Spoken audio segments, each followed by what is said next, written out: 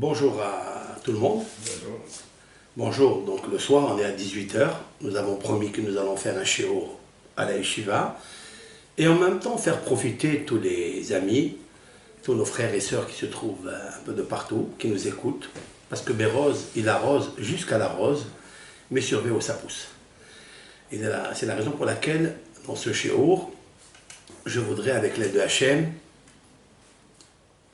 donner l'explication de la Ségoula qui est écrite dans les Sfarim, mais qui n'a pas été explicitée, n'a pas été détaillée, le pourquoi.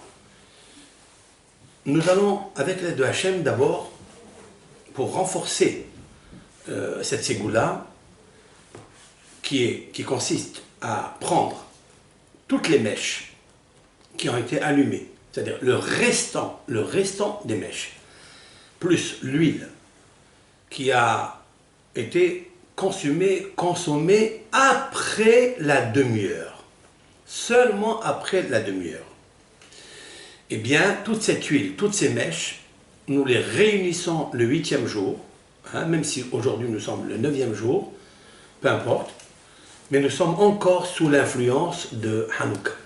Donc, gardez ces mèches, les mettre dans une barquette en aluminium,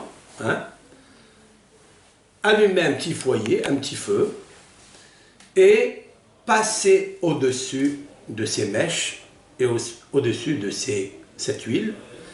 Et ça confère de trouver, pour un garçon qui est célibataire, qui cherche bien sûr à se marier, une fille qui toujours, de toute façon, elle cherche à se marier, de son essence, de sa neshama. Je vais l'expliquer pourquoi.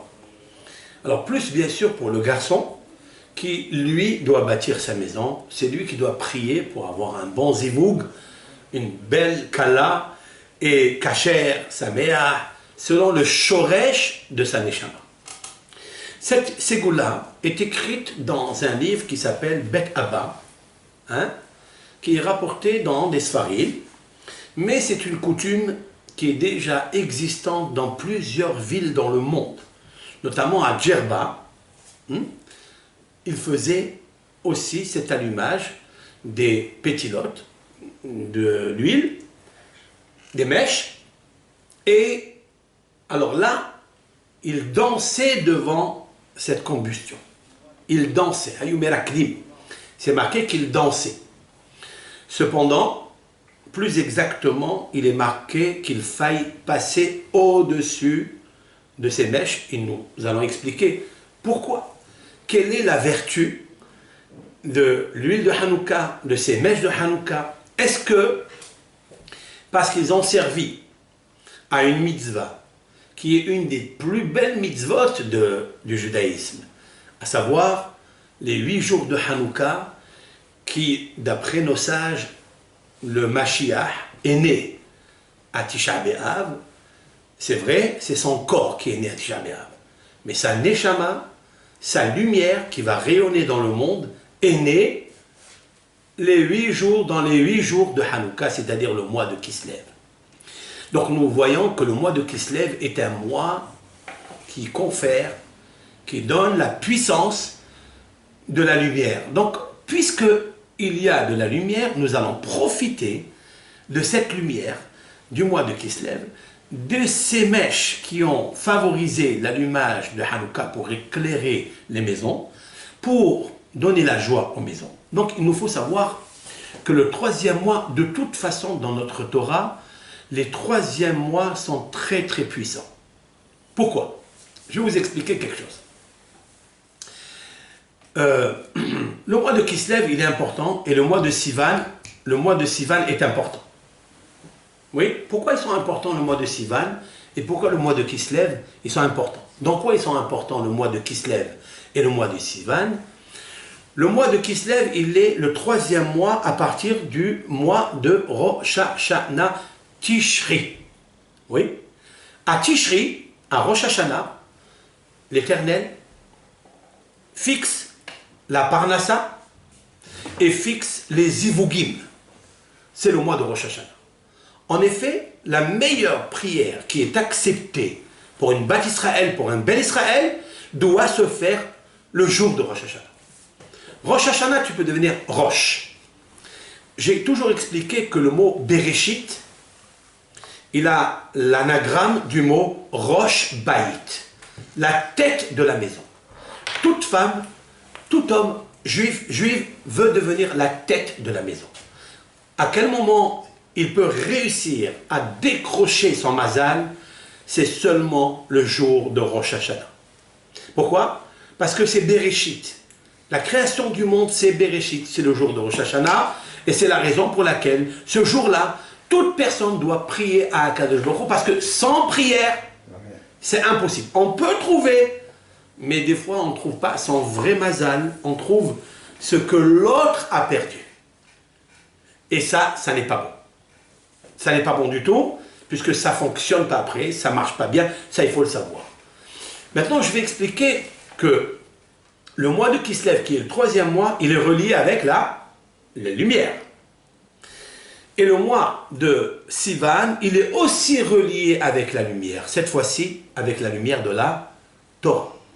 Puisque l'Éternel a choisi le mois des Gémeaux, le mois de Sivan, pour donner la Torah. C'est le mois, à partir de Nissan, Iyar, Sivan, le 3e mois a été choisi pour qu'elle soit donnée la Torah, la lumière. Et le mois de Kislev, à partir de Tishré, oui, où on prie pour les zivugim, et on prie pour la parnassa, parce que c'est bien de se marier, c'est bien de trouver, mais il faut acheter une maison, il faut pouvoir louer une maison, il faut acheter les meubles, meubler cette maison, agencer cette maison. C'est bien de se marier, mais il faut nourrir sa kala, il faut gâter sa kala, il faut gâter sa femme. Il ne faut pas que dans le foyer, dans le baït, il y ait des restrictions, des peurs. Parce que la femme, c'est connu, hein, qu'elle a besoin d'une protection, d'un équilibre. Et ça, c'est monsieur, c'est le ish, c'est le baal, c'est lui qui doit apporter cette sécurité à la maison. Comment il doit faire cela? Il doit prier. Alors à ce moment-là, quand on prie à Rosh Hashanah convenablement, on peut trouver le mois de Kislev, et c'est ça qui est très intéressant, parce qu'en fait la menorah, qui représente la Hanouka, elle a 7 branches. C'est vrai? C'est vrai que la Hanouka, elle a eu un jour en plus, mais je vais expliquer pourquoi. Maintenant, le mot Hanouka, qui est dans le mois de Kislev, qui est le 3e mois, c'est la lumière. Le mois de Sivan, c'est la Torah. Est-ce que je peux apporter une preuve, hein, que le 3e mois, de toute façon, la Torah devait être donnée, et aussi trouver la fiole qui a alimenté 8 jours de lumière dans le Beth Amikdash. Est-ce qu'il existe une preuve dans la Torah? Vous voulez que je vous l'apporte? Je vais vous l'apporter. Parce que de ça, moi je ne travaille pas avec des ségoulottes comme ça, on dirait d'une potion magique. Ça n'existe pas de potion magique. Ce n'est pas la poudre de perlimpinpin avec laquelle on peut prendre et on fait, c'est pas vrai. Il faille faire un travail sur soi. Ce travail, le peuple d'Israël, de par sa neshama, de par l'enracinement avec la Torah, avec les patriarches, avec Moshe Rabbeinu, il est de toute façon prédisposé, hein, et disposé, Be'ezrat Hashem, à recevoir son zivoug, à recevoir sa parnassa. Ça c'est connu. Maintenant je vous apporte une preuve. Je vais lire les 3 premiers versets de la Torah, de notre chère Torah, Bereshit, Bara Elohim et Hashamayim et Haaretz. L'Éternel a créé au commencement le ciel et la terre. Après, qu'est-ce qui est marqué dans le 2e verset? Et la terre était Tohu, Vohu, solitude, chaos, Vehoshech al pnei tehom, c'est-à-dire l'obscurité dans le monde, Veruach Elohim merachefet al pnei hamayim, et l'esprit divin planait sur la surface des eaux. Ça, c'est le 2e verset. Création, destruction. Qu'est-ce qui vient au 3e verset? C'est lequel? Vayomer Elohim yehi or. Et l'Éternel dit que la lumière soit. Je m'arrête là. Je m'arrête ici. Si je dis que le monde a été créé le mois de Tishri, il y a une discussion entre Rabbi Eliezer et Rabbi Yoshua. quand est-ce que le monde a été créé? Est-ce le mois de Tishri ou le mois de Nissan? D'après l'un et d'après l'autre, regardez ce que nous avons trouvé qui est quelque chose de fabuleux, d'extraordinaire, et on doit se servir de ça pour expliquer la ségoula de la mèche avec l'huile. Comment? Le premier mois, Tishri, Dieu a créé le monde. Mais qu'est-ce qui est arrivé après Tishri? Qu'est-ce que c'est Hajvan? Qu'est-ce qu'il y a eu pendant Hajvan? Le Maboul. Le Maboul, c'est-à-dire la destruction du monde. Oui, la destruction du monde. Alors la Torah, elle le confirme. C'est le deuxième verset de la Torah.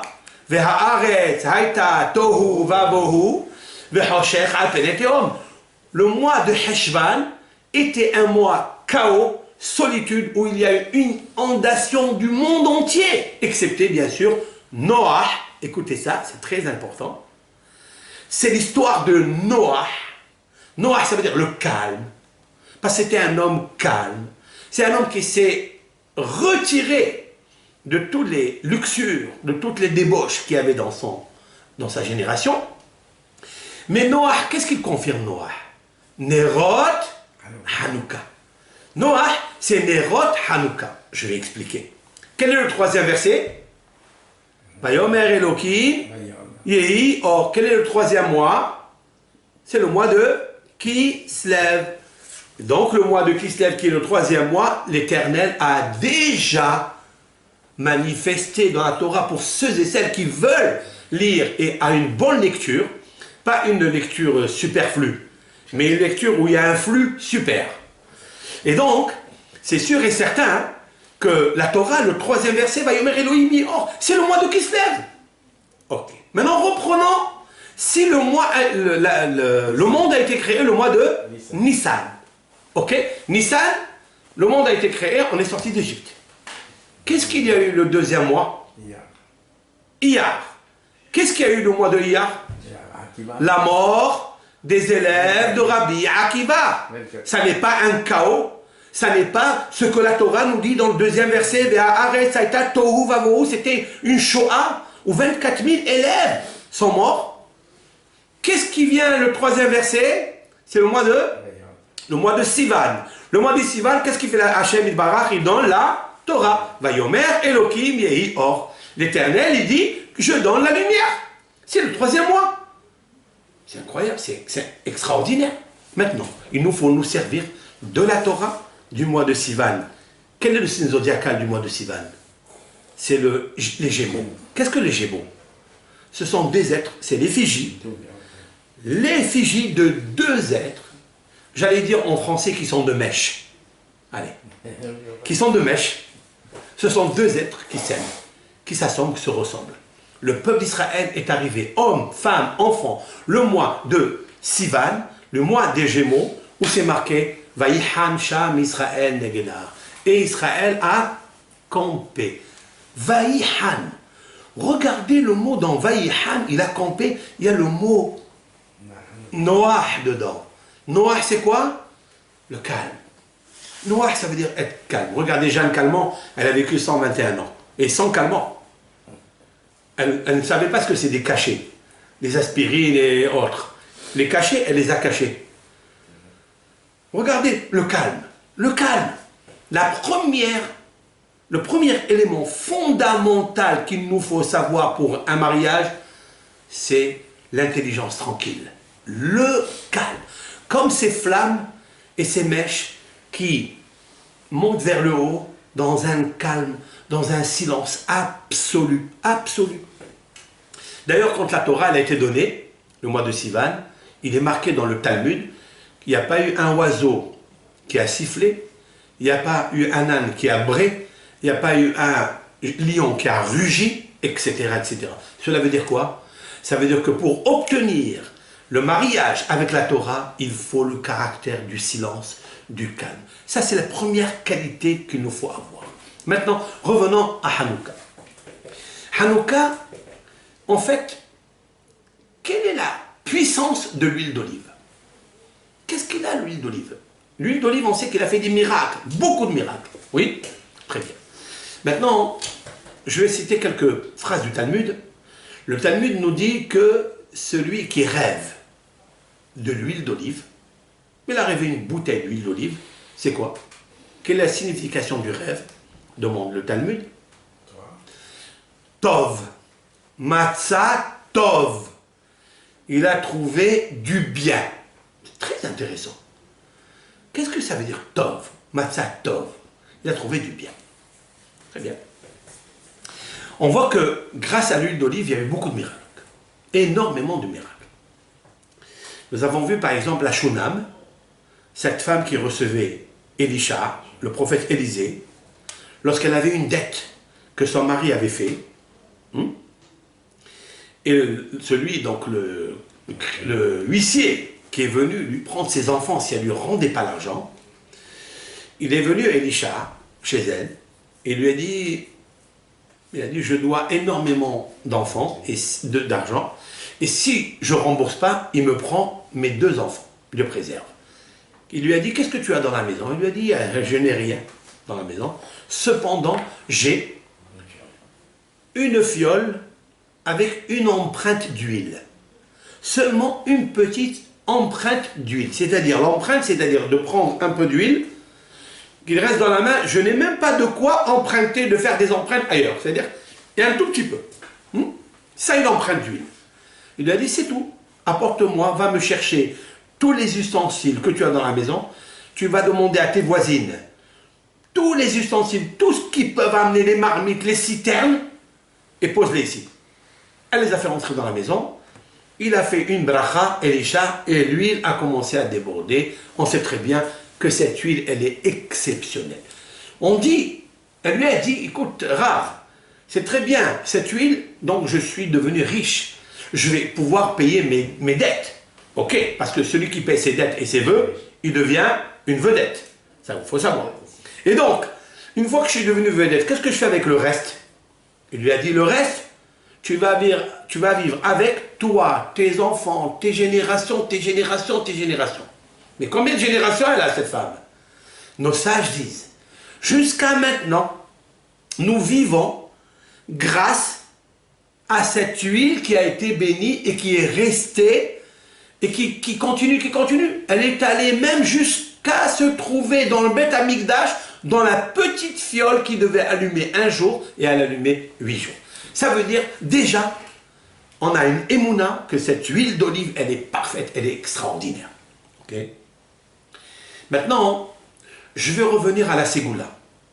Qu'est-ce que je fais? Je prends une mèche. Qu'est-ce qu'une mèche? C'est un corps. C'est un corps. Je l'imbibe d'huile d'olive. Alors il y a 2 façons comment cette huile d'olive va s'imbiber dans la mèche et tout dépendra de la qualité de la mèche. Si c'est une mèche qui est en coton par exemple, qui est souple, alors immédiatement l'huile d'olive, ne vous tracassez pas la tête, elle trouvera la place pour rentrer dans toute la mèche, elle deviendra, elle et la mèche, comme une flamme dans une braise. C'est-à-dire, nafsho keshura benafsho. Une âme qui est intrinsèquement liée avec l'autre âme de la mèche, de la pétila. Vous écoutez? Pourquoi j'emploie ce terme? Parce que ce terme, il est écrit dans la Torah. C'est tout. C'est pas qu'on l'a inventé. C'est la paracha de la semaine de Vaïgash, lorsque Yehuda, responsable de Binyamin, va s'adresser à Yosef et lui dira 2 choses. Et je voudrais que tous ceux et celles qui nous écoutent retiennent ces 2 conditions pour le mariage. 2, je ne dirais pas 3, mais 2. Il lui dit la chose suivante. Tu m'as dit, il dit à Yosef, tu m'as dit, et c'est pas que c'est Yosef, il pense que c'est le ministre d'Égypte, il lui dit, vous m'avez dit que j'amènerai le petit Binyamin et je veillerai sur lui. Ve'asima aini alav. Je mettrai l'œil sur lui, c'est-à-dire avec bienveillance, je veillerai sur lui. Et là, qu'est-ce que tu me dis? Tu veux le prendre? Tu veux le rendre serviteur? Ça, je n'accepte pas. Et la deuxième chose, c'est si je ne ramène pas Binyamin à son père, immédiatement Binyamin mourra, Yaakov mourra. Et on sait très bien parce que l'âme de Yaakov est très attachée à l'âme de Binyamin. Venafsho, Keshura Benafsho. Rabotai. Il y a deux conditions pour le mariage. Pour réussir un mariage, c'est la première condition, c'est que le mari, le hatan, qui va passer sur ses fioles, il devra être comme ses fioles, c'est-à-dire l'huile qui s'est imbibée complètement dans le corps. Le corps, c'est la femme, c'est la isha, c'est le vase. Et l'huile, c'est l'homme. C'est l'homme qui doit s'imbiber, c'est-à-dire il doit prendre l'investissement, l'engagement de sécuriser complètement ce corps qu'il va marier. Ça, c'est la première condition qu'il faut prier à Akadosh Baruch Hu. Pourquoi? Qu'est-ce que veut Akadosh Baruch Hu? Pourquoi j'ai cité le mois de Nissan tout à l'heure? Pourquoi? Bereshit bara Elokim. Pour ceux qui disent, Rabbi Yoshua qui dit que le monde a été créé le mois de Nissan, pourquoi j'ai dit mois de Nissan? Pourquoi? Dit le Talmud, c'est le mois où Akadosh Baruch Hu, il favorise les mariages. Il favorise les mariages. Akadosh Baruch Hu, Motzi Asirim Bakosharot. J'explique. C'est un des psaumes que nous lisons le soir de Pessah. Motzi Asirim Bakosharot. J'explique. Motzi, il fait sortir. Asirim, les prisonniers. Bakosharot, dans un moment cachère. De la même façon que Dieu a fait sortir les Bnei Israël, Bat Israël, qui étaient esclaves en Égypte, Hakadosh Baruch Hu, il fait sortir les célibataires de leur Égypte, dit le Talmud. Les célibataires de leur Égypte, Hakadosh Baruch Hu, Motzi Asirim. Parce qu'un garçon qui n'a pas encore trouvé son zivoug, il est malheureux, il est emprisonné. S'il le sent, hein, parce qu'il faut le sentir. Parce que vraiment, là je tiens à dire que la graphie du mot Asirim, c'est les prisonniers, elle est très importante. Pourquoi?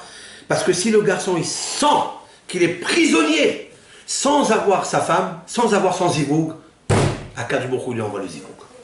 Mais, quand je dis qu'il est attaché, il est menotté quelque part, il est coincé quelque part, s'il veut, il peut sortir de son Égypte. Parce que lui aussi il est dans l'Égypte, et Akadosh Baruch Hu lui trouve un endroit cachère, c'est-à-dire ouvert, permis, où il peut marcher tranquille comme le cachère. Quand on mange le cachère, quand on sait que c'est du cachère, on mange, il va lui trouver son zivouk, son partenaire facilement. Seulement s'il veut. Seulement s'il cherche. Mais. La deuxième condition, c'est Nafsho Keshura Benafsho. La femme que tu prends, il faille que tu aies l'engagement devant Hachem, que tu vas prendre cette femme, que jamais tu vas la lasser. Jamais tu vas la lâcher. Ça s'appelle les Hakim Binyan Ad. C'est de construire une construction. Qui s'appelle la construction? C'est la femme. Parce que la femme s'appelle Vaïven et Tatsela. L'Éternel a employé le mot Binyan, Binyan Ad. On le dit dans les Sheva Berachot, dans les 7 bénédictions. Et c'est la raison pour laquelle je vous dis qu'il faille traverser cette fiole qui est avec l'huile tellement attachée, dans l'âme de l'huile, elle est intrinsèquement focalisée dans la pétila. Tu dois dire à Hachem, je souhaiterais Hachem être comme cette huile et comme cette mèche, d'accord? Autrement dit, 2 mèches. 2 mèches avec mon épouse, mais pas 2 mèches. S'il y a 2 mèches, c'est la dynamite. Après, chacun il a son feu, et lorsque chacun il a sa canonnière, paf, ça explose, c'est pas bon du tout. C'est ça. En fait, dans cette ségoule-là, il y a quelque chose d'extraordinaire, c'est que la mèche, elle est comparée à un corps. L'huile, elle est comparée à sa neshama là. Lorsque Akadosh Baruch Hu, il a décidé que prendre la goutte de la neshama, et la diviser en 2, et l'éparpiller dans des corps différents, dans des mèches différentes, nous pouvons retrouver le corps dans les 44 mèches que nous avons allumées. Pourquoi je dis 44? Il y en a 44. Il y en a 36, mais plus 8 des shamash. Qu'est-ce qu'il y a alors? Qu'est-ce qui manque pour devenir Adam? Il manque un. C'est-à-dire un, c'est qui? C'est moi, le shemen, monsieur, et la mèche. La mèche, l'huile et la mèche ensemble, imbibées l'une dans l'autre, nafsho keshura benafsho, vraiment, plus je m'engage. C'est ce que tu as dit dans la ketouba. Qu'est-ce que tu as dit dans la ketouba? Qu'est-ce que tu diras à la ketouba? Qu'est-ce que tu diras? Tu vas t'engager de la nourrir, même si elle a bon appétit, de la vêtir, d'accord? Selon tes moyens. On n'a pas demandé que tu vas lui acheter des robes, je sais, à Saint-Honoré ou à je ne sais quoi. Hein? Tu vas lui avoir, et plus la chérir. Ce sont ces 3 mitzvot qui sont tellement importantes. Pourquoi il y a 3? Les Réchit, les Haaretz, Vayomer Elohim Or. Ce sont les 3D, les 3 dimensions que tu dois t'engager. Et en fait, cette fiole qui a allumé, enfin ces bougies-là, qui ont allumé pendant 8 jours, dans 44 mèches, oui? Eh bien, qui va devenir l'homme après Adam? C'est quoi Adam, en fait? C'est quoi Adam? C'est un homme. Adam, c'est l'homme avec un H majuscule. C'est qui? C'est monsieur et madame. C'est pas mâle-femelle. Hein? Mâle-femelle, ça existe même dans une prise. Il y a mâle-femelle. Comme je dis toujours que si on habite dans une maison ensemble, mâle-femelle, attention, lorsque la femme, elle se mêle, elle met le feu et il a mal. Mais il faut prendre, pour devenir l'homme avec un H majuscule, il faut prendre la hache et se diviser pour l'autre. C'est-à-dire complètement s'effacer pour l'autre. Et ça, c'est le travail de Ish. Pourquoi Ish? Parce que Ish, qui met Ish Luko Hazot, est là où j'arrive. Maintenant, j'ai une question que j'ai posée sur cette sigoula. Une question, c'est laquelle? Pourquoi on ne fait pas cette sigoula avec les mèches de Shabbat? Tiens, j'ai pensé à quelque chose ensemble. Pourquoi les mèches de Shabbat, l'huile de Shabbat qui a brûlé tout le Shabbat, une fois qu'elle s'éteint, je prends cette mèche, je prends cette huile, et je dis, tiens, je crée une ségoula pour le Shalom Bayit.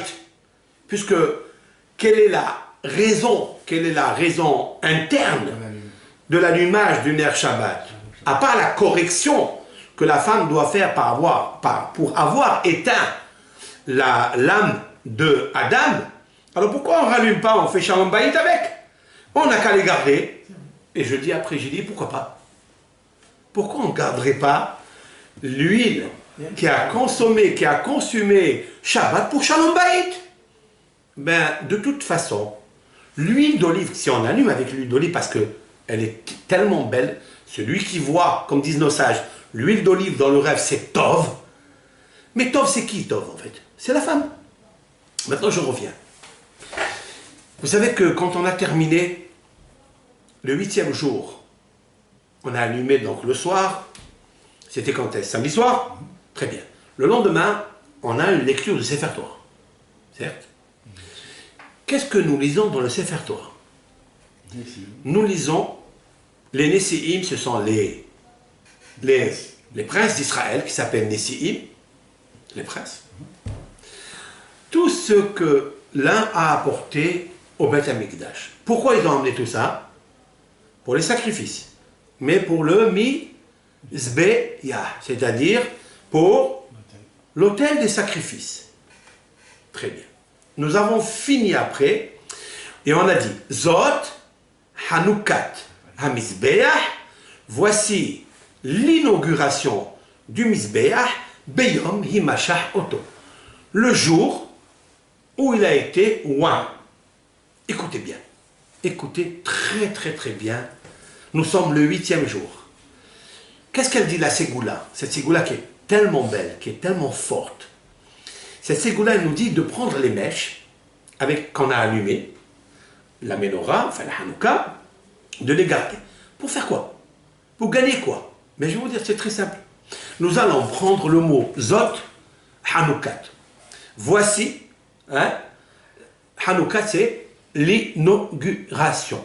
Ça vient du mot aussi Hinour, éducation. Nous allons travailler avec ces deux mots parce que c'est là où est tout le secret de cette ségoula. Pourquoi? Vous savez que la femme, comment elle s'appelle une femme? Elle s'appelle Zot. Comme ça elle s'appelle. Je vous apporte la preuve. Voilà, c'est marqué ici dans, je prends la Genèse et je lis. L'Éternel, donc, il a créé Vaïven Hachem Elohim et Tatsela. Adam Arishon était seul, mais rester seul, c'est une catastrophe. Il a dit, c'est pas bon pour le monde. C'est pas bon pour le monde. C'est pas marqué, c'est pas bon pour lui, l'homme. Ça n'est pas pour le monde. Bon. Lotov. Ça veut dire que sans femme, il s'appelle Lotov. Mais avec la femme, il s'appelle Tov. Celui qui voit de l'huile d'olive, qu'est-ce que dit le Talmud? Tov, ça veut dire la femme. Si quelqu'un, il rêve de l'huile d'olive, c'est sûr et certain que dans l'année, il est marié. Sûr et certain. Et pas seulement n'importe qui, avec n'importe qui. La femme qui n'est pas à lui, qui a trouvé que l'autre a perdu. Non, la sienne. Celle qu'un jour, il a perdu. Celle qu'un jour, elle était avec lui. Celle-là, c'est sûr et certain. Donc, l'Éternel dit, rester seul, ça n'est pas une bonne chose. Alors bon, je vais lui faire une aide pour lui. Très bien. Vayomer à Adam. Qu'est-ce qu'il a fait à Kadmorou? Il a créé donc la côte, qu'il a pris de l'homme. Donc, en fait, la femme. Mais c'est tellement simple. C'est tellement simple. Je ne comprends pas, moi je ne comprends jamais, comment un homme il arrive à se disputer avec sa femme. Je ne comprends pas. Vous savez pourquoi? Non, il y a des petites histoires. D'accord, des petites... il y a toujours une dynamite, parce qu'il y a deux mèches. Mais si l'homme, il sait que cette femme, elle a été prise de lui, mais un homme, il s'aime tellement, il est tellement égoïste pour lui. Pourquoi il n'est pas égoïste pour cette femme qu'il a? Pourquoi il n'est pas économe? Pourquoi il n'est pas bienveillant? C'est à lui ou c'est pas à lui, celle-là? Si c'est la côte de l'homme, mais il est attaché à elle. Il doit s'imbiber en elle. Il doit prendre sa neshama, son huile, et mettre entièrement dans cette mèche pour allumer une belle flamme, une belle âme dans la maison. Pourquoi alors il n'est pas? Parce qu'il est encore l'otov. Il est encore, et il se sent toujours qu'il n'est pas bien. Il se sent toujours qu'il n'est pas bien. Il est insécurisé. Il n'a pas la puissance. Qu'est-ce qu'il fait avec lui? Il dit, t'inquiète pas, je vais prendre une partie de toi, et c'est de toi que je vais faire ta construction. C'est de sa femme, elle devient un binyan. Ok. Lorsqu'il lui a amené à l'homme, Vayomer à Adam. Écoutez les premières paroles de la Torah. Et c'est le troisième mot de la Torah. Vayomer à Adam, Zot, Hapa'am, pas encore. Zot Hapa'am, cette fois-ci, elle, un os de mes os, ou Bassar mi Bessari, une chair de ma chair. Et là, c'est ça qui est extraordinaire. Les autres, à celle-là, Ikare Isha, à celle-là, j'appellerai la femme. Pourquoi? Qui Meish Lukoha Zot. Parce que de l'homme, elle a été extraite. Vous avez vu le mot Zot? Car de l'homme, elle s'appelle femme parce que de l'homme, elle a été prise. Celle-là. Maintenant, je vais vous inviter à regarder avec moi un éclaircissement, une révélation extraordinaire. Si vous prenez les initiales, Ki, Meish, Lukoha, Zot, je vais vous les faire ensemble. Ki, Kaf. Meish, Mem. Lukoha, Lamed. Zot, Zain. Mem, Zain, Lamed, Chaf, Mazal, Cha. Ton Mazal. Ton Mazal. C'est un test. Ça veut dire quoi? Qu'est-ce qu'elle vient de dire Adam Arishon? Vayomer à Adam, l'homme il dit, Zot Apa'am, cette fois-ci, c'est sûr et certain que c'est la bonne. Pourquoi? Parce qu'elle est un os de mes os, et elle est une chair de ma chair. Ah bon? Ça veut dire que ça ne ressemble pas à l'huile d'olive qui est imbibée dans la fiole. Et d'ailleurs, ça va être marqué immédiatement après. Un homme doit abandonner son père et sa mère. Attention, attention, attention, attention. Il ne faut pas faire une faute d'orthographe ici. Une faute grave. Laquelle? D'abandonner son père et sa mère parce que tu te maries avec une femme, tu abandonnes ton père et ta mère. Non. Dieu préserve. Le mari a toujours, même la femme, elle a le kavod de sa mari, ça c'est sûr et certain. Parce qu'en fait, je vais vous expliquer quelque chose. Si elle a le kavod de sa mari, c'est pourquoi? Parce que elle, c'est l'os de son mari. Donc si c'est l'os de son mari, comment il est né lui? Il est né par une maman et par un papa. Donc le papa et la maman, c'est eux qui ont donné cet être, avec la côte. Cette côte-là, donc c'est la fille. C'est aussi la fille. C'est-à-dire l'histoire de belle-fille et de belle-mère n'existe pas. Ne doit pas exister en tous les cas. Mais pourquoi ça existe alors? C'est qu'il y a un problème. C'est pas une bonne cause. Ça veut dire qu'il y a un souci. C'est pas le tov. C'est pas le matzah isha matzah tov. Vous comprenez? Il y a un souci là. C'est ça, et c'est pour ça que quand on fait cette ségoula, il faut toujours demander à Hachem, envoie-moi celle qui m'appartient, celle qui est née avec moi. Vous trouverez toujours, chers frères et sœurs, que lorsque le zivoug, il est au top, lorsque Béhémet c'est sa femme, il n'y a pas d'histoire. Il y a un kavod extraordinaire. Alors c'est quoi ici abandonner son père et sa mère? Les coutumes. Son père et sa mère. Les coutumes expliquent Rabbi Yonatan Aybeshitz. Explique Rabbi Yonatan Aybeshitz. Les coutumes. Les coutumes de père et de mère. Maintenant, il faut suivre le mari.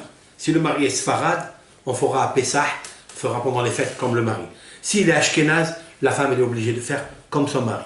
Sauf s'il veut changer avec, bien sûr, en faisant ce qu'on appelle l'annulation des vœux, etc., etc. Mais on suivra les coutumes. Et quand on suit les coutumes du mari, que du mari, mais on ne va pas faire ce que papa, maman, ils faisaient, parce que ça crée des histoires. Ça crée des problèmes, tout ça. Mais ce n'est pas le vrai et le problème sacré, de toute façon. Donc c'est la raison pour laquelle il doit abandonner. Et alors, qu'est-ce qui est marqué? Vedavak bi'ishto, il devra s'attacher à sa femme, et après, Vehayu le basar ehad, et ils deviendront une seule chair. N'est-ce pas l'idée de l'huile avec le corps de la mèche? C'est-à-dire que l'homme et la femme doivent être une seule pièce, une seule chair. Voilà l'exemple. Voilà le conseil que la Torah nous donne par rapport au mariage.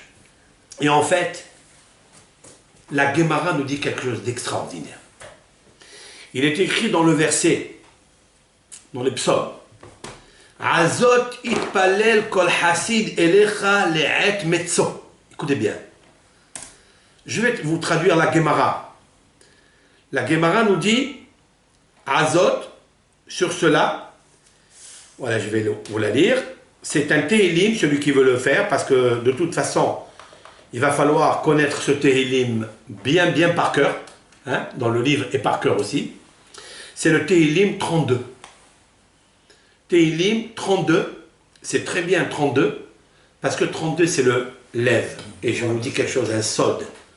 Je vous donne un sod, un grand sod. Mais c'est marqué ici, je vais vous lire pourquoi 32. Qu'est-ce qui est marqué dans ce psaume 32? Al-Zot, voilà le mot Zot, que nous avons vu sur Hanoukat Amizbeah.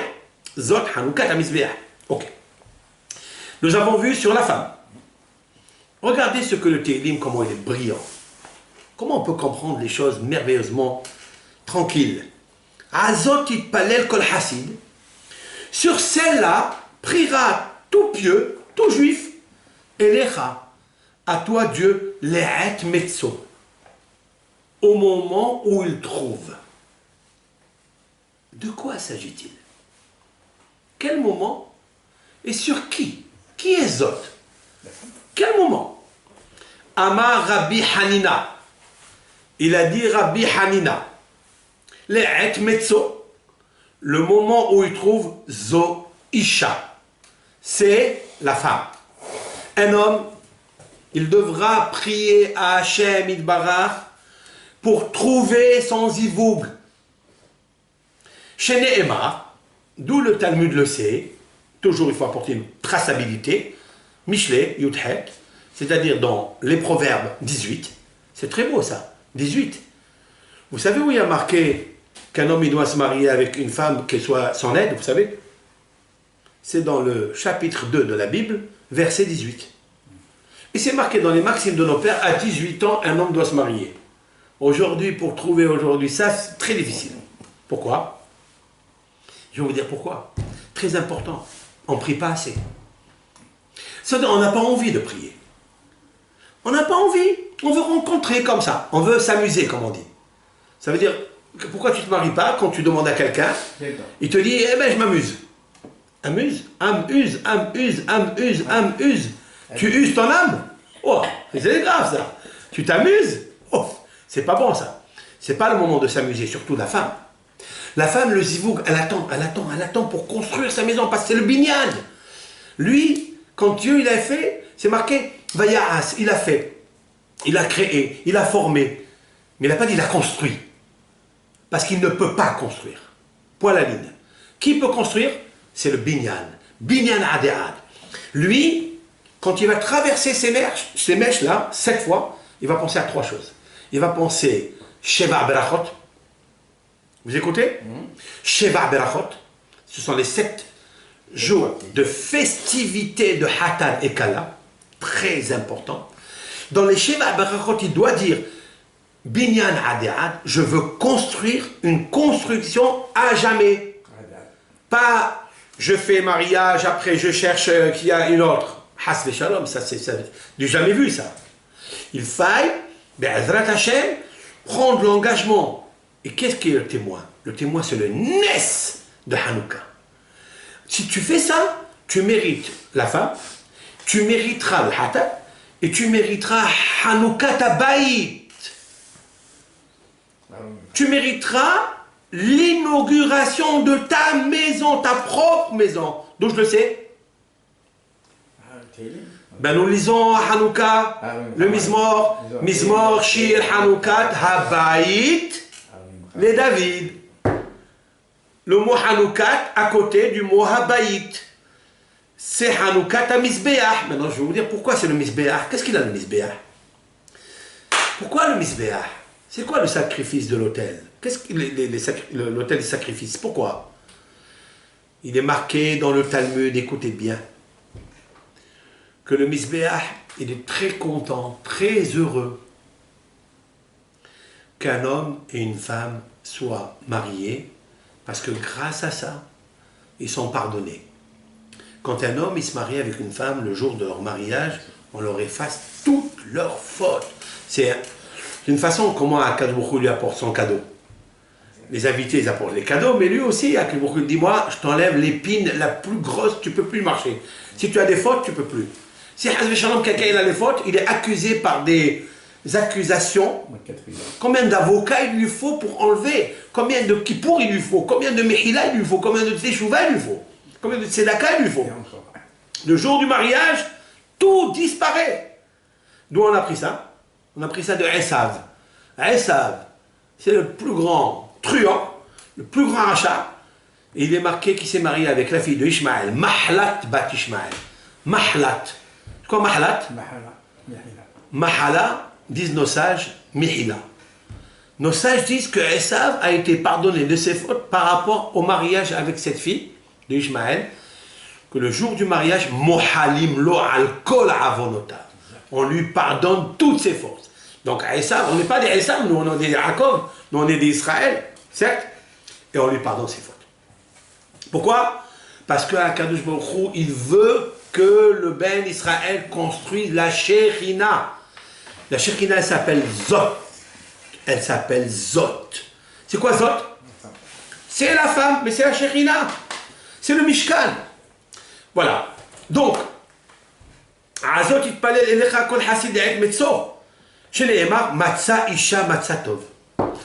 Tout celui qui trouve une femme, il trouve le bonheur. C'est marqué. Donc, qui est-ce qui rappelle le mot Tov? C'est le Shemen Zaït. Je le relis avec le Shemen Zaït onirique, à savoir celui qui voit dans le rêve du Shemen Zaït, de l'huile d'olive. Eh bien, ça s'appelle l'interprétation Tov. Ça veut dire la femme. Maintenant qu'on a allumé les 8 jours de Hanouka, alors là, c'est ça qui est extraordinaire. Pourquoi je le fais le 8 jours? Parce que c'est Hanouka ta Misbéach. Même le Misbéach, il lui pardonne ses fautes. D'ailleurs, le Talmud dit que lorsque Dieu préserve un juif, un Ben Israël, une Bat Israël, que le premier mari d'une femme, il divorce avec elle. Le Talmud nous dit quelque chose de difficile à entendre. Une dynamite, en parlant de mèche. C'est marqué Kolam Garesh Ishto Rishona, tout celui qui divorce sa femme première. Misbeach Boche Alav. L'autel des sacrifices, il pleure pour lui. Maintenant, il s'agit de pleurs pour qui? Pour lui, pour celui qui divorce.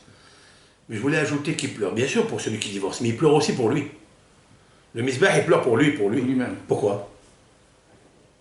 Parce que cette femme-là, elle se marie. Elle a des enfants. Au moment où elle accouche, vous savez très bien que l'accouchée, elle doit apporter un sacrifice. Où elle apporte le sacrifice?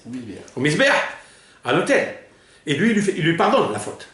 Lui, il pleure. Pourquoi moi même pas les corbanotes? Pourquoi moi même pas des sacrifices? En fait, le plus grand sacrifice que le Misbeach, il veut, c'est quoi? C'est qu'un homme, il se sacrifie pour sa femme. Ça veut dire qu'il soit Ezer, qui va tout faire pour lui. En fait, c'est à lui, hein? C'est sa cote à lui. Il faut qu'elle soit à côté de lui. Il faut qu'elle soit imbibée en lui. C'est ça, tout le Inyan. Le Inyan, l'idée, c'est qu'un homme, il doit...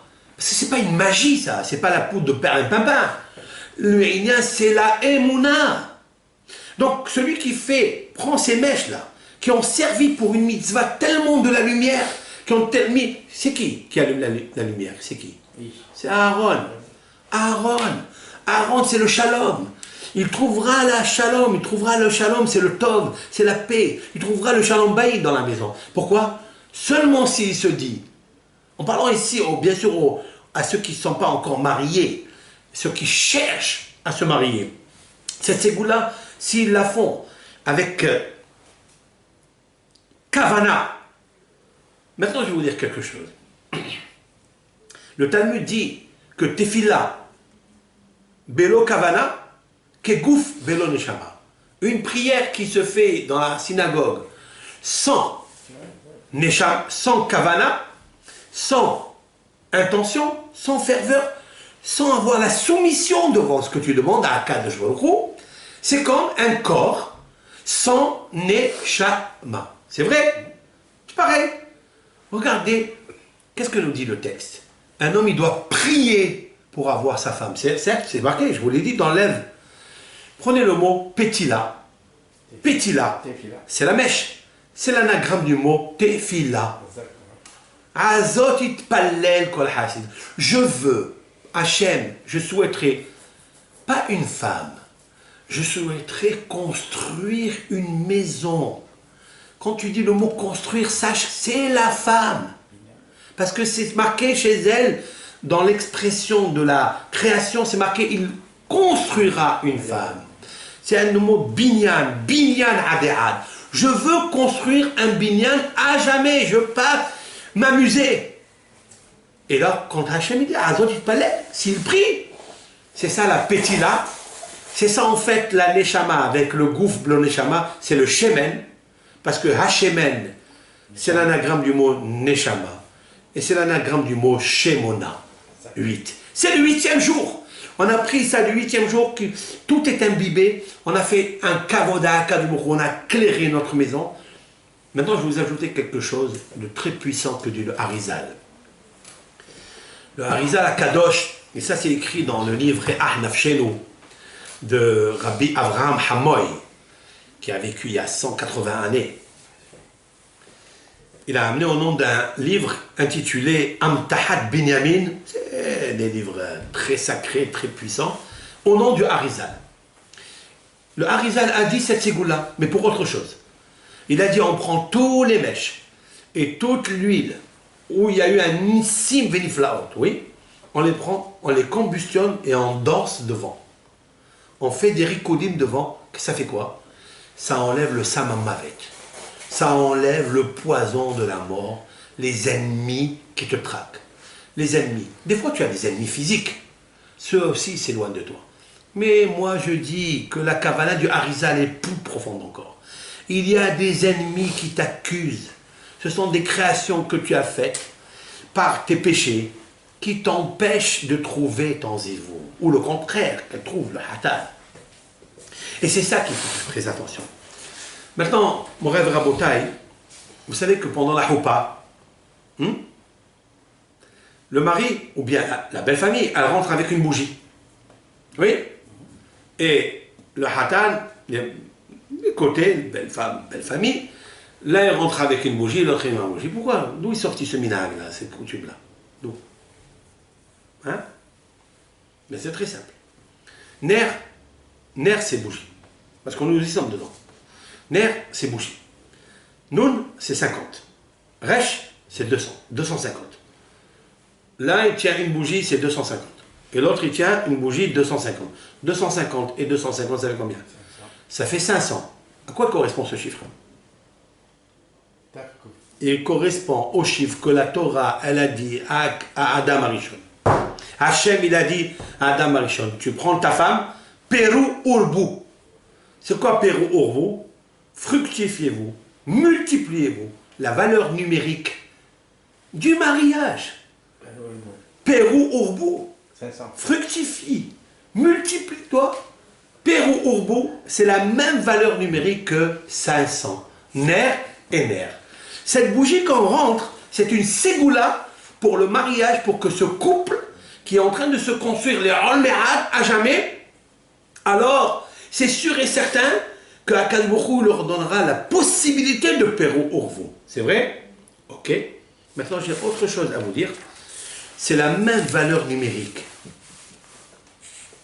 du verset qui dit que Akadosh Baruch Hu, il a amené la femme Asher Lakah, il a pris la femme de la côte, il l'a amenée, Asher Lakah qu'il a pris, Minha Adam Leisha Vaivea. Si vous calculez que Minha Adam, la femme, elle a été extraite pour devenir une femme de l'homme, il l'a amené, valeur numérique 500. Vous écoutez? Ça veut dire que les nérotes qu'on a allumés et qui sont aujourd'hui en train de combustionner, c'est une ségoula pour amener la femme qui jadis, elle était sa femme dans son âme sœur, dans une vie, peut-être dans le ciel, dans un monde dissimulé, qui va l'amener vers lui. Vaïkaher. Et donc il l'apprend. Il y a plusieurs versets où j'ai trouvé dans la Torah le mot Hahatan, le mot Hakala, qui surgissent, qui sont tellement puissants. Je vais vous le donner. Je vais vous le donner de suite. Il est marqué ici. Vayachen et misbah Hashem. Et ça c'est marqué dans l'ivret Ayamim, c'est-à-dire à la fin des 24 livres de la Torah, le 24e livre de la Bible, à la fin c'est marqué que Hakadosh Baruch Hu va reconstruire le Mizbeah pour le 3e Beth Amikdash. Pourquoi on parle du Mizbeah? Je viens d'expliquer que le Mizbeah est synonyme du couple. C'est celui qui fait la Kedusha, le pardon, des sacrifices. Grâce aux sacrifices. Aujourd'hui, on n'a pas de Mizbeah. On n'a pas. Donc alors, qu'est-ce qu'il faut faire? Le sacrifice qu'un homme il fera pour le couple, l'un ou l'autre, ça, il construit une maison, le Beth Amikdash. Il construit le Mishkan. Vayachen et Mizbah Hashem, il a préparé le Mizbah Hashem, et c'est marqué dans Ézéchiel, dans la prophétie d'Ézéchiel. dans le chapitre 43. C'est marqué que l'Éternel va faire la refonte du Misbéach, parce que l'Éternel est obligé d'avoir un Misbéach. C'est la raison pour laquelle le couple, c'est le Misbéach. C'est eux, ils doivent faire des sacrifices insoupçonnés pour faire tenir le Mishkan de Hachem. Si vous regardez la fin des mots, Vayachen et Misbah Hachem, la graphie du mot qui ressort, c'est Ha-Hatan. Le Hatan. Tout dépend du Hatan. Tout dépend du Hatan. Maintenant, je vais vous donner une autre chose. Un autre pasouk. La menorah, elle a 7 branches. Oui? Très bien. Ce sont les 7 festivités. Ce sont les 7 jours de la Kala. Elle jouit avec son Hatan. C'est marqué. Tu allumeras, dans la menorah, hein, tu allumeras le Kané Amtsaï, c'est-à-dire la branche centrale. Ainsi tu feras pour les 6 autres branches qui émergent de la menorah.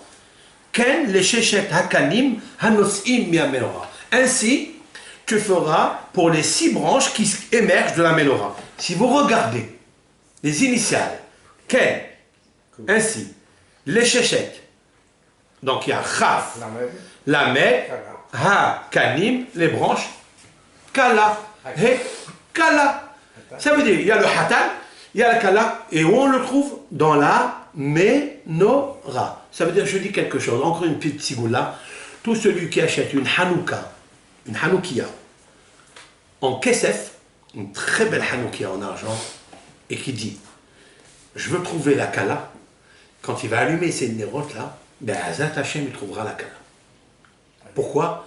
Parce que les Ma'amin B'Hashem, il croit en Hachem, il a confiance en Hachem. Mais attention, il faut trouver la Kala qu'il lui faut, la Kala qui va l'aider, la Kala où il va imbiber sa Neshama dans le corps de la Kala. C'est ça le mariage. C'est que, et attention, la bienveillance. On prend la veilleuse, il faut bien veiller. Il ne faut jamais laisser en veilleuse les histoires. Attention, il faut avoir la bienveillance, surveiller et veiller sur la personne. Hiratson, oui, tu voulais me dire quelque chose? Juste résumer un peu de la Ségoula. J'ai expliqué la Ségoula, je pense qu'ils l'ont bien compris. La Ségoula, c'est la chose suivante. La mèche, c'est le corps. La Neshama, c'est l'huile. Le mari, c'est cette huile qui s'imbibe dans le corps. C'est-à-dire, ils ne font qu'une seule chose. Ils sont homogènes. Cette huile et cette pétille-là, ils sont mèches, ils sont deux mèches, allez, on va dire. Ils sont imbibés l'un dans l'autre, homogènes l'un dans l'autre. C'est ça qu'un homme, il doit prier à Kadosh Baruch Hu. Et quand il passe dessus, je vais vous dire quelque chose. Les flammes, le lahav, c'est-à-dire la flamme, la fumée qui sort, croyez-moi, qu'elle guérit les virus qu'il y a à l'intérieur de l'homme. Je ne veux pas trop ajouter sur ça, parce qu'il faut garder une pudeur sur ça. Et bien, le fait de passer, eh bien, ça guérit. Ils ont une puissance. 7 fois. 7 fois. Il faut passer 7 fois, 1, 2, 3 fois. Vous savez très bien qu'il faut casser les 7 prénoms du Yetzer Hara, les 7 forces négatives, accusatrices, qui viennent et qui empêchent l'homme de faire des mitzvot, de se marier, le stress, qui lui donne la ta'ava, l'amour, l'appétit, etc., d'autres choses. Et là, pourquoi? Parce qu'il n'est pas imbibé bien dans la truc. Vous sentez des fois quand l'huile, elle ne rentre pas, c'est que la mèche n'adhère pas, elle n'absorbe pas. Pourquoi? Eh bien, il y a des fois où ça ne marche pas. Ça absorbe pas, parce que soit l'huile, elle n'est pas tellement filtrée, elle n'est pas tellement structurée, propre, limpide, ou la mèche, des fois, ça ne va pas. Et c'est mon mérité que la mèche et l'huile, comme celle de Hanouka, puissent leur donner. Et pourquoi ça se trouve dans le psaume 32? Pourquoi ça se trouve dans le psaume 32? Parce que c'est la baguette magique, la formule magique que le Hatan, il dira à sa femme, sa future femme, pendant la Choupa, Hareat mekudeshet li betaba'adzo kedat Moshe et Israël. Tu es marié avec moi par cette bague, comme la loi de Moïse Israël. Combien de lettres il y a dans cette phrase magique? 32. 32 lettres. Tu veux arriver à ce moment magnifique, le plus beau de ta vie? Tu veux? Prie, Bekavana. Prie avec force. Étudie bien le psaume 32. Azotit palel pour elle. Je veux, Hachem, que tu m'envoies une femme digne de ce nom. Je voudrais m'imbiber. Je voudrais vivre avec elle comme un seul corps. Pas deux mèches, mais deux mèches. En un seul mot. Et Ratson, que Akash Bokhu nous aide. Tefila, la Shem Itbarach. Oui. Est-ce que cette ségoula, on peut la faire toute l'année? Oui, là, si vous avez l'huile. Alors, vous savez, il y a une question qui a été posée, très intéressante. Il y a des gens qui n'ont pas gardé l'huile, ni les mèches, ni rien du tout. Ils ne savaient pas. Alors, ceux et celles qui ont un peu plus, ils peuvent donner, distribuer un petit peu aux autres. D'accord? Même l'huile d'olive elle-même, il faut garder un peu. C'est magique pour certaines maladies, pour des, comment on appelle ça, la shoshana, comment on appelle ça, comment ça s'appelle, c'est un bouton dans le pied, c'est un bouton dans le pied. Un corps, non, c'est pas un corps. Peut-être. Un champignon peut-être. Peut-être, ça guérit les champignons, ça, mais il ne faut pas trop tirer sur les champignons, attention. Et Ratson, que Hachem nous bénisse, vous bénisse, Am Israël, et que chacun, Be'ezat Hachem, qui prie Hachem, qui trouve son zivou, que l'Am Israël sort de cette galoute, yallah, barakao. Allez, qui sortent. Et Ratson, oui. Est-ce que lorsqu'on brûle les mèches, oui, plusieurs personnes peuvent passer sur une personne. Ah, une seule sur Une.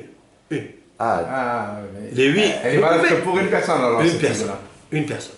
Non, sur la quantité que vous mettez, hein, oui, mais les mèches, elles vont brûler. Alors on peut les diviser en plusieurs quantités. Tu peux diviser en plusieurs. Tu peux les couper alors un petit peu chacun. Mais chacune doit pour l'année prochaine, si Dieu veut, d'ici là. Chacun doit allumer ça. Non, tous les célibataires. Son mari, ne t'inquiète pas. D'ici là, ils vont nous annoncer des bonnes nouvelles. Amen. Pour tout le Ham Israël. Amen. Kol Tov Lachem.